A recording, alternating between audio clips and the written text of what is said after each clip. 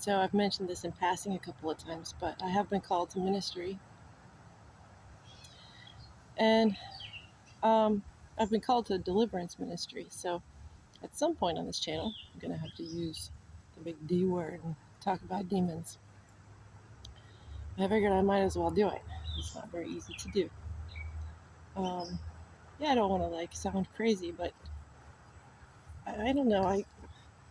I never believed in any of that stuff. I mean, I believed in the supernatural, but not demons, right? And then to suddenly find myself, sorry, the bugs are getting me. To find myself, like in a world totally chock full of demons is actually pretty much of a shocker. So I will do my testimony as a separate video, separate series of videos maybe. But so yeah, when I was called, I sort of was like going, who can believe that like I'm an exorcist? I'm calling myself an exorcist at first, just like, I don't know, thinking about this spiritual battle, which by the way is mostly within you, so and with that in mind, as I was telling my pastor about this, he said, well, you have to get out there and do your testimony, tell everyone, this makes you an evangelist, is exactly what he was trying to say. And I took that really seriously and to heart, and started to think of myself more as an evangelist instead of an exorcist, which is great. Except that I felt like my mouth was sealed and I couldn't say anything anyway. So I don't know. Even this is hard. So I started to study everything, study, reading. I love to read, I love to study, and everything with a grain of salt, of course. I read Agnes Sanford, The Healing Light, and I read, my mom gave me a book called 9 o'clock in the Morning. That one really hit me hard. Just about like what daily Christian life is really supposed to look like. That's beautiful. And baptism of the Holy Spirit and all that. And Agnes really goes deep into healing prayer and methods, and kind of even in parts of the book looking at prayer as an experiment a lot of times, and being okay with that, saying like, well, hey, we'll give it a shot. There's no harm in asking, right? There's no harm in asking. So, and then my mom also gave me this book, which is what is going to bring me back to the demons topic here. 2 Hours of Freedom, Charles Kraft. And this book has got kind of a heavy story to me at this moment, because I opened it to read it the day I found out Emma died. So I didn't get back to reading it until just recently. And so now I'm about halfway through. And of course, yeah, it applies. I should have read it sooner, It applies to all of us, I think, in a big way, and to ministry. And I love that. I guess I would use the analogy, and he didn't use this analogy in the book, but I was kind of thinking of it as like a cough is to a cold, demons are to your inner garbage, basically. That's the kind of his thesis. So the deep healing stuff is actually the important part, and he's basically kind of trying to say that although the demonic realm should not be ignored, it's also not like the main thing, It's just that these unresolved issues within you, or continue, whatever they are,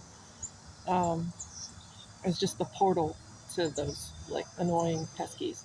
And so he really puts out like a specific format, and that's what the 2 Hours of Freedom is. He says most of the time you can get almost everything you need to do done praying for someone in 2 hours by using this format of kind of walking through your inner child, actually, and the trauma, even back to the womb. He takes you and whatever trauma was there, and ask the Holy Spirit to reveal it, even if you can't remember what it was, So there were some stories that really applied to Emma's story in there too, and really to everyone. So, um, so the format the format goes as follows. You basically um, do the deep dive through time, essentially, and then um, and then after you feel like those things are healed, and you go back through time, and you find the traumatic event, and where someone's sinning against you, um, and you ask the person, say, well, now that you're back there, do you see Jesus there with you? So that, and and he says most people do, and that he hadn't, that they, once they finally see that he hadn't abandoned them, oh my god, they are able to heal from that, because they weren't abandoned by God didn't just allow this trauma to happen. It's kind of built into the rules of free will in the universe, and people can sin or not sin. Um, so yeah, life has kind of got trauma built into it.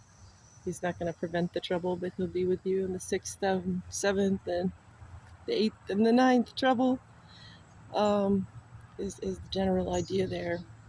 Um, and I love this about Josh's wisdom too, that you're not necessarily praying to change your circumstances or even someone else's circumstances, but praying that they would be all right through that circumstance, that the circumstance itself doesn't do some horrible damage to them.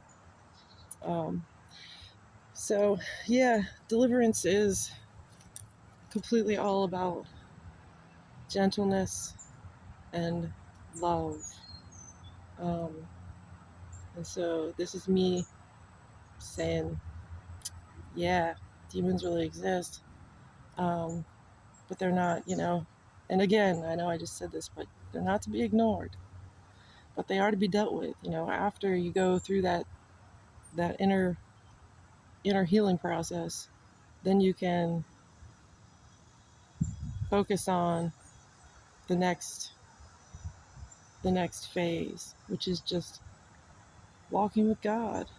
And in order to do that, you got to toss out the peskies, because they don't usually leave on their own, unfortunately. Uh, some do, you close that portal down and keep it closed for a long time. Some of them do. But why when you can just tell them to go, close the portal and tell them to go.